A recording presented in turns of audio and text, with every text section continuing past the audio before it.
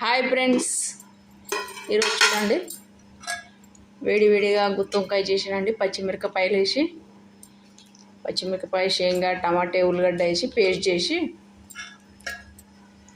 చేశాను చూడండి. చాలా బాగా వచ్చిందండి. మీకు ఈ రెసిపీ కావాలంటే కామెంట్ చేయండి. వేడి వేడి రొట్టెలండి.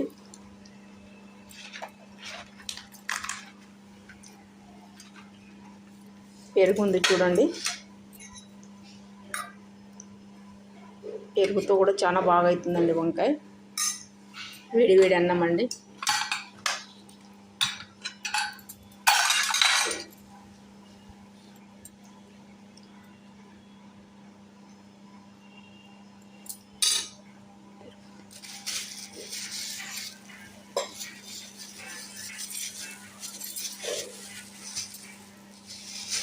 తిరుపతి ప్రసాదం తెచ్చారండి.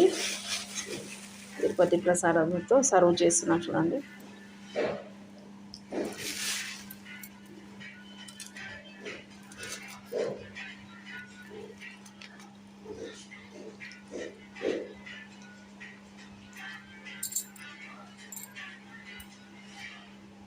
చాలా బాగా అయిందండి.